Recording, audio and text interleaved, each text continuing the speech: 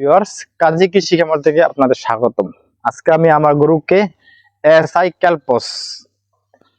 ক্যালপস type সিরিজটা 100 ml এর একটা বায়াল, এই বায়ালে 100 ml থাকে। এই বায়ালে আপনি যদি আপনার গরু ছোট হয় বড় হয় এই অনুযায়ী এটার আপনার প্রত্যেক 10 কিলোতে 20 কিলোতে 1 ml ওষুধ দিয়ে ইঞ্জেকশন দিতে পারবেন।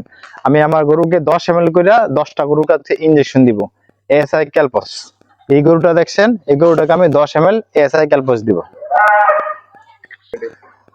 10 ml করে এএসআই ক্যালপস দিব। এই গরু এটা অ্যাকচুয়ালি মোটা তাজাকরণের জন্য, এটা কোনো ওই মোটা তাজা হওয়ার জন্য না, এটা রুচি কিংবা খাদ্য ক্ষুধা মন্দা, তারপর এটা ক্যালসিয়াম আর কি, এই জাতীয় সিরিজ এগুলো।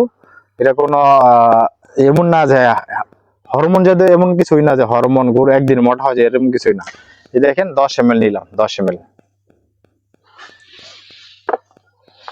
অবশ্যই গরুকে ইঞ্জেকশন দিবেন, গরুকে যে ভয় না পায়। 2-3টা থাপ্পড় দিয়া তারপর গরু বড় ভাঙা, এই নিডা আছে, এই নিডা আছে, এই নিডা এর মাঝখানে এই জায়গার মধ্যে ইঞ্জেকশন দেওয়ার চেষ্টা করবেন। অবশ্যই এই জায়গাতে ইঞ্জেকশন দিবেন।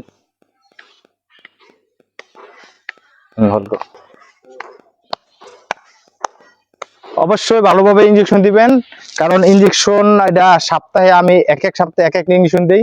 গেছের সপ্তাহে আমি দিছি ক্যাটাবস, এর আগের সপ্তাহে দিছি অ্যামাইনোভেট, এই সপ্তাহে দিছিলাম এসিআই ক্যালপস। সাথে থাকবেন।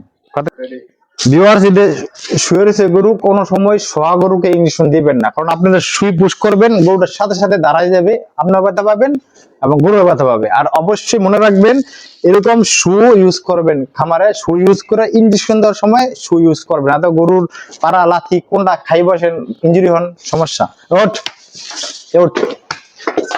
অবশ্যই গরু যেন ভয় না পায়, গরু ভয় পেলে সমস্যা। এরকম 2-একটা থাপড় দিয়া তারপর এই যে পুশ করতেছি, এই যে একটু মালিশ করে দিবেন সাথে সাথে।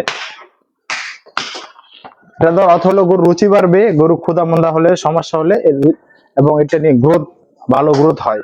প্রত্যেক সপ্তাহে আপনারা একটা ইঞ্জেকশন দেওয়ার চেষ্টা করবেন, যে কোনো চেঞ্জ করে ভিটামিন জাতীয়। অবশ্যই হরমোন জাতীয় ইঞ্জেকশন দেবেন না,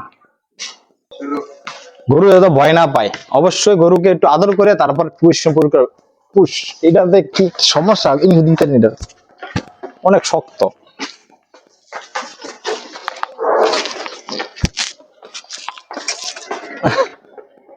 বাইরে গেছে।